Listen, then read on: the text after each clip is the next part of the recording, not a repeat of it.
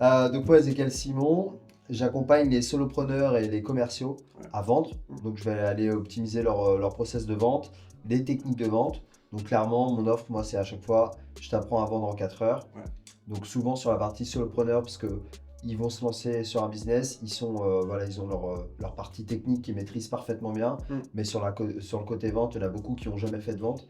Et donc moi, il y a des fausses croyances à les débloquer. On va les débloquer ces fausses croyances-là. Et puis après, je vais leur apprendre à faire une bonne découverte, une bonne négo, et puis après un bon boarding client pour que ça régale tout le Ça monde. arrive toujours. Donc ouais, en gros, tu es sur un marché qui est comme très concurrencé parce que tu vois, genre, le marché est comme bien sophistiqué, il y a des sales, des mecs qui t'apprennent à vendre, Oui. qui t'apprennent à closer, il y a plein de formations, tu Ouais. vois.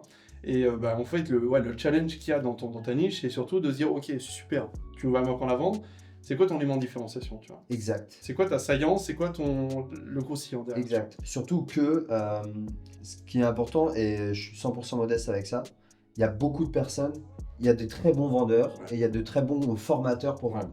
Et ça, c'est OK. Maintenant, c'est justement dans la vente, c'est tu prends 50% le produit et 50% la personne. Et le côté branding, le côté où j'ai envie de travailler spécifiquement avec toi, Ouais. c'est très important.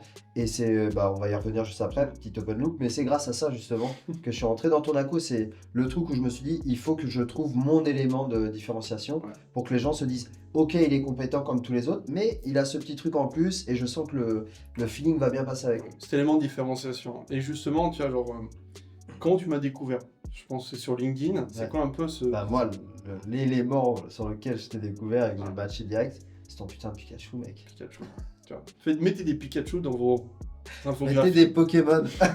Ça connecte. Bah ouais, ça connecte avec une certaine génération. Ouais. Non, mais en vrai, moi, c'était ça, en fait. C'était la qualité de tes... Parce que je parle le Pikachu pour égaler, mais c'est plutôt sur la partie carrousel, où tu bombardais des carousels, je me souviens, à 40, 45 pages. Ouais. Tu mettais, je me souviens, Même le monter à guide, 80 pages. ouais, le guide ultime du machin, je sais plus, copywriting, la routine, machin. Et je lisais ça, je dis, waouh! Putain, mais c'est exactement ce qu'il me faut. Moi, c'était surtout sur le copywriting, le setting, Ouais. où je connaissais pas du tout, et la création de contenu, Ouais. où quoi dire, à quel moment, les hooks, machin. Et toi, t'arrivais, tu faisais des carousels de 40 pages avec, tiens, je te donne ça, et vas-y, régale-toi. Grand Et puis, seigneur. Tu sais. ouais. Et au final, ça a duré, j'ai dû commencer à te connaître en février. Ouais. Ça fait février-mars. Et du coup, il y a eu avril, l'élément déclencheur. Ouais. Et puis après, mai, j'ai commencé l'accompagnement. Ça. Enfin, j'ai fait les premiers calls avec Tib.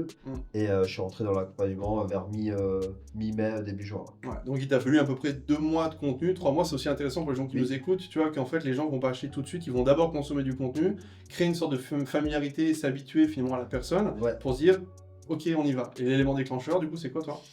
Moi, l'élément déclencheur, c'est que tu avais fait du coup un nouveau carrousel où tu donnais des templates pour vendre. Ouais. Et moi, à ce moment-là, sur LinkedIn, je faisais des posts expertise et tout, ça marchait bien. Mais j'avais pas de leads qui rentraient, j'étais obligé de les setter. Et je crois que j'avais vu un post, il faut faire des posts de vente. Ouais. Il faut pas avoir peur de dire, ok, je vends mon produit, quoi, et c'est ok. Et donc, je m'étais dit, putain, mais quel post de vente je vais pouvoir faire? Et là, 2 jours plus tard, je tombe sur un carrousel à toi. Les gars, pour vendre sur LinkedIn, il faut faire des posts de vente de temps en temps. Je vous en fais 10-15 en carrousel, régalez-vous. Et là, je lis les 15, je dis, bah tiens, je vais en prendre 3-4. Ouais. Donc j'en prends 3-4 idées, je les poste Ouais. avec une belle photo et tout, lien. Je me souviens, je prends 4 leads en 2 semaines et sur les 4 leads, je fais 2 ventes. Ça tue. Voilà. Et donc là, je me suis dit, bon, à ce moment-là, le mec, sans rien payer, il va me faire 2 ventes. Comme ça faisait déjà un mois que j'hésitais, un mois et demi que j'hésitais à prendre ton accompagnement ou au moins rentrer en contact avec toi, je me suis dit, bah écoute, franchement, il m'a régalé gratuitement, je prends 2 ventes grâce à lui, je peux au moins voir ce qu'il propose en termes d'accompagnement. Ok. Et donc c'est à ce moment-là où j'ai pris le premier appel avec Thibaut, quoi. Ouais. Puis après, tu as rejoint l'accompagnement, tu es rentré dans l'écosystème. C'est quoi les trucs où tu dis, ouais, c'était vraiment stylé. Qu'est-ce qui t'a plu globalement dans cette entrée, dans cette découverte d'accompagnement? J'en avais déjà fait, j'avais déjà essayé de faire un autre accompagnement avant. Là, ce qui m'a vraiment plu par rapport aux autres, c'est déjà l'accompagnement personnalisé, le one-to-one, parce que Moi, dans mon acco à moi, c'est vraiment ce que j'aime. Et c'est vraiment là où tu peux avoir une forte valeur ajoutée Ouais. pour la personne que tu vas coacher. Ouais. C'est bien les small groups, c'est cool pour la motivation et tout, voir comment les gens ils pensent, ils ont les mêmes problématiques que toi. Mais le one-to-one, quand même, Ouais. de temps en temps, faut pas faire un one-to-one tous les jours, mais le but c'est qu'on soit autonome. Mais un one-to-one toutes les semaines, toutes les 2 semaines, c'est bien parce que ça permet vraiment de travailler une thématique précise. Et moi, c'est vraiment ça qui m'avait plu dans un premier temps. Et puis après, c'était le 360 en fait. On revoit ton positionnement, on voit ta brand, on revoit ta création de contenu, on revoit ta prospection, et on voit aussi Les ads qu'on va incorporer là, tu vois, donc ça, c'est cool. onboarding client et maintenant on voit les ads. Mais en fait, c'est étape par étape. Je me souviens, Thibaut, il m'avait dit on verra les ads dans 6 mois si ça marche, tu vois. Il me l'avait dit. Et c'est vrai, en fait, du coup, les ads, moi, j'y pensais même pas au départ. Moi, au départ, c'était d'avoir des revenus réguliers, d'avoir des clients réguliers et de bien les accompagner et monter en termes de. Je voulais vraiment que mon accompagnement soit super qualitatif. En qualité de coaching, en delivery, etc. Ouais. Exactement, en delivery. Je voulais vraiment que ça soit du top du top. Ouais. Et on a même ça avec l'accompagnement, ça m'a permis moi, de me remettre en question par rapport à ce que j'ai vu avec ton accompagnement et de le mettre en place dans mon acco. Ouais, d'avoir des idées que tu vas pouvoir setup directement. Exactement. Et de copier-coller, parce qu'en fait, tous les accompagnements, globalement, ça peut toujours la même chose. Exactement. En fait, onboarding, etc. Exactement. Typiquement, ton template onboarding, j'ai dit, ah putain, mais c'est ça qu'il me faut, que j'avais pas avant. C'était un peu, comment dire, c'était pas automatisé, c'était pas cadré comme ça, c'était un peu freestyle. Et là, boum, j'ai dit, bah tiens, je vais me prendre une semaine, je vais me faire un vrai onboarding, faire des vidéos pour bien que les gens comprennent où aller, machin. Et putain. Ce côté un peu plug and play qui t'a plu aussi, ce truc du j'ai un problème, j'ai un truc, j'ai le template, j'ai plus qu'à le personnaliser, je l'ai quoi. Exactement.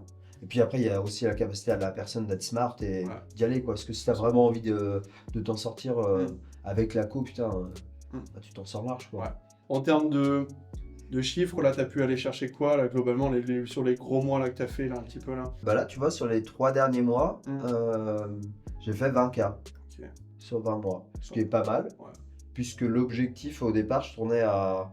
En fait, je vivotais, quoi.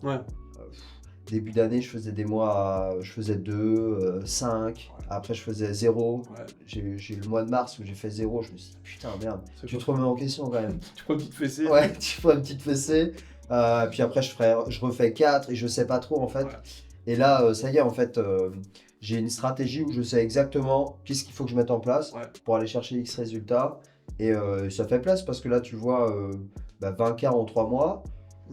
L'objectif des 10K par mois est bientôt atteignable. Et je sais que là, je vais l'atteindre d'ici premier trimestre, janvier, février, mars. Je sais que ça sera atteint. Surtout au niveau des actions aussi, ce qui est important, c'est que toi tu te déplaces beaucoup avec le Japon, entre l'Espagne, le Japon, les machins. Et là, sur ces derniers mois, finalement, tu as fait rentrer du chiffre d'affaires en étant un petit peu en déplacement partout, tu vois. Donc ça, c'est cool. Et ça, c'est un truc, c'est vrai. Tu as raison de le dire, c'est... je pourrais faire beaucoup plus de chiffre d'affaires, vraiment. Je m'installe à Paris. En mode MOOC mode, tu te bloques de 8h à 20h, les 24, tu peux les faire au mois facile, tu vois. Je sais très bien que je vais à Paris, je me mets dans un putain d'écosystème avec les solopreneurs et tout machin. Je sais que je peux aller chercher beaucoup plus de cash, mais c'est pas ma vision du monde. Je suis pas drivé par l'argent, je suis drivé par la liberté. La capacité que ça te permet d'avoir, tu vois. Et le fait d'avoir un contrôle sur ton acquisition et puis dire, ok, bah là je vais au Japon. Bah, je fais un petit peu moins, ok, pas de souci, je sais quoi faire pour aller chercher plus de chiffre d'affaires, tu vois, c'est cool. Et avoir 5-10K par mois, pour l'instant, ça me permet de vivre tranquille. Et après, t'as d'autres projets qui vont, voilà, on est en train de développer ces autres projets, on peut pas trop en dire non plus, mais il y a moyen de faire beaucoup plus, tu vois, avec des SaaS, des petites bêtises, des petits trucs croustillants, donc ça va être cool aussi. Donc on va pouvoir aussi bosser ensemble sur cette partie-là, donc ça c'est cool.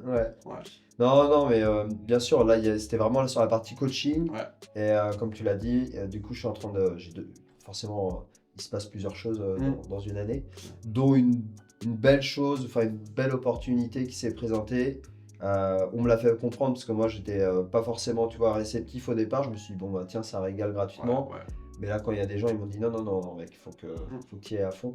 Et donc, du coup, c'est le but, on va y aller à fond là sur 2026. Lancement de publicité, revoir l'ICP, revoir la création de contenu, revoir tout le truc.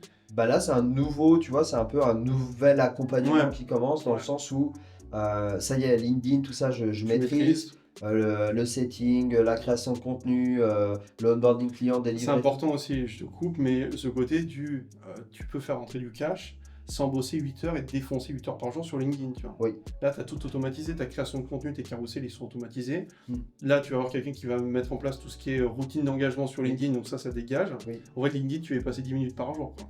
Voilà, là, l'objectif, c'est qu'en janvier, LinkedIn, ouais, je m'en détache totalement pour aller sur notre plateforme. Et ça, c'est important. Au départ, c'était, je me souviens quand j'avais commencé, ça c'est plus pour les vraiment débutants, mais au départ, tu te dis, ouais, j'ai envie d'aller sur Insta, sur TikTok, sur LinkedIn, et sur YouTube. Non, en fait, mets-toi à fond sur un canal, pour ce canal-là, deviens une référence sur ce canal-là. Et une fois que tu es une référence, mets des actions en place pour automatiser les choses. Et après, si tu as envie de te régaler à rien faire de ta journée, tu peux. Ou sinon, tu vas te développer sur un nouveau canal. Et là, c'est ce que je suis en train de faire. Là, on va bien péter sur le côté Instagram aussi. Là, on a vu, justement, on parlait du bootcamp. On a passé quelques jours sympathiques. Ouais. Moi, je vois la Switch, on a fait des randos, mais on a aussi bossé, tu vois. Ouais, on a bien bossé. Ouais. On a bien bossé, tu vois. On a focus, création de contenu, expertise, projet 2026. Enfin bref, on a fait vraiment un gros travail. D'ailleurs, qu'est-ce que tu as pensé un petit peu de ces 4-5 jours? Pertinent. Le mot que je dirais en premier, c'est très pertinent. Dans le sens où, déjà, c'est cool de se retrouver avec d'autres personnes de l'accompagnement. Ça, c'est cool. C'est la première chose. Deuxième chose, le rythme, j'ai bien aimé. On a bien bossé quand même, hein, franchement. Et là, regarde, on est dimanche, on continue à bosser. C'est vraiment 4 jours, t'es pas là pour te l'allumer, quoi. Donc, c'est bien intense. Mais d'un autre côté, tu vois, la deuxième journée, on s'est fait une petite rando qui a fait plaisir. Mais en tout cas, ce qui est bien, c'est que même, et là, pour le coup, tu sais, moi, avec le mode avion, c'est exactement la même chose que je fais au Japon. Ouais. Et ce qui est bien, et que les gens, il faut qu'ils le comprennent aussi, c'est que au final, t'es qu'avec des mecs qui kiffent le business. Ok, le matin, on va bosser sur une thématique très, très précise et là, t'es vraiment focus. Mais même l'après-midi, dans la randonnée, tu parles de la pluie et du beau temps, mais tu parles quand même de business. Ouais, parce que voilà. Plein de trucs, parce que t'es qu'avec des mecs qui kiffent le business. En fait, c'est un jeu et comme si t'aimes bien ce jeu-là, ça te dérange pas d'en parler. Genre, tu vois, je sais pas, quand t'es gosse, t'adores Pokémon, tu joues au Pokémon, tu vas voir tes potes, tu leur parles de Pokémon parce que t'adores ce jeu-là. C'est notre Là, quotidien. voilà. Et ben là, c'est la même chose. T'es drivé par ton business, tu kiffes ce que tu fais, donc forcément, quand tu kiffes ce que tu fais, tu as envie de le partager. Et quand tu as d'autres personnes, ça match, eux aussi kiffent le business. Bah, même dans les moments où, genre, tu vois, tu n'es pas censé parler, tu n'es pas obligé, on va dire, de parler de business. T'en parles quand même. T'en parles quand même. Parce qu'il y a quand même les mêmes frustrations, les mêmes craintes, les mêmes visions, les mêmes projets. Tu vois, c'est cool, tu vois, on a parlé de plein de choses. Et c'est ça où moi, c'est ce que je kiffe le plus en fait dans les bootcamps. C'est justement ce côté, quand on est en off, on va parler de business, mais d'une manière beaucoup plus légère. Et des fois, tu as vraiment la stratégie du 1%. Des fois, tu as une phrase, un mot, une conversation qui te dit « Ah ouais, putain, il a raison ».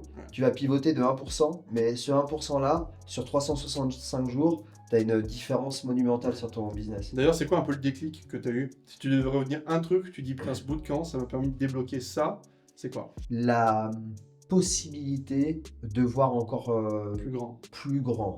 Dans le sens où là, comme je t'ai dit, je suis dans mon petit écosphère LinkedIn, je sais qu'il y a des personnes qui kiffent ce que je fais, je vois qu'ils ont des problématiques, je les rentre comme clients, mais ça reste, tu vois, encore un peu petit. Et là où toi, t'as vraiment, tu vois, t'as 5 marches au-dessus de moi. Et c'est là où j'ai pris conscience du côté ads. En fait, aller mettre des actions en place pour aller voir plus grand, plus gros, et tout en structurer ton business, pour que ça te prenne pas non plus 20 heures par jour, tu vois. Ce côté un peu aller chercher des objectifs très ambitieux, plus ambitieux que ce que tu avais déjà initialement fait, mais surtout de le structurer. Parce que c'est bien d'avoir de l'ambition, je veux devenir millionnaire, je veux lancer ci, je veux lancer ça, mais d'ailleurs, si tu n'as pas de plan d'action concret, bah, tu fais rien, tu vois. Et puis si c'est pour te cramer, encore une fois de plus, qu'au bout d'un an, tu finis en burn-out parce que tu bosses trop, c'est pas ma vision de la vie, quoi. J'ai envie de kiffer ma life. Et tu vois, si demain tu me dis, bah tu fais 1 million, mais tu redeviens comme quand tu étais un petit charbonneur en tant que salarié, bah la question c'est hors de question, quoi. Par contre, si tu peux aller chercher plus grand, plus gros, en gardant ce même équilibre, confort, et toujours ce même équilibre, ce kiff de bosser, ça fait plaisir. Exactement. Et c'est ça que j'ai vu à travers le bootcamp en disant « Ah bah tiens, c'est possible ». Ça c'est vraiment bien, ce côté je rentre, c'est pas juste un acco individuel, c'est vraiment je rentre dans un écosystème et chaque personne du coup peut apporter des choses, ça c'est très bien.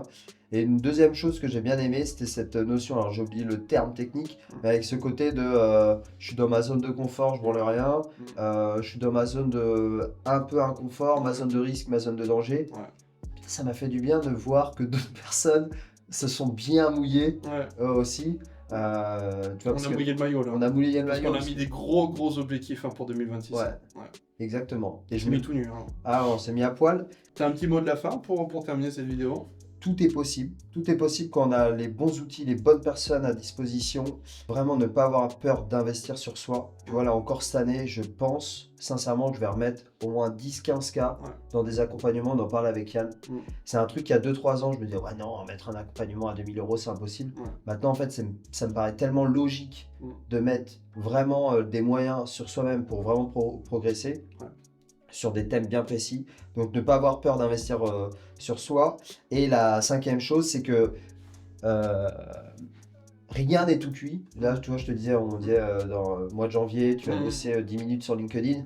Oui, certes, mais avant, c'est bien de le prévenir quand même. L'année dernière, c'était pas 10 minutes, c'était plus sur 10 heures, 10-15 heures sur LinkedIn que 10 minutes, tu vois. Mais il y a toujours cette phase-là où tu vas vraiment charbonner, où ça va être vraiment intensif. Et forcément que, heureusement, au bout d'un moment, tu récoltes les fruits. C'est ça, tu bosses à fond, tu te crées un système, tu sors de l'opérationnel, et puis après le système il bosse pour toi. Voilà. Et après, libre à toi de retourner dans un autre système, ce que je vais faire là avec Instagram, quoi. Où j'ai envie de poncer Instagram. Relance Instagram et tout ça. Voilà. Et je sais que je vais re-rentrer dans cette démarche de charbonner à fond et tout. Mais c'est pas grave parce que c'est un jeu. Parfait. Bon, nickel. Merci monsieur. De rien, avec plaisir. Bisous et puis à très vite. Ciao. Ciao.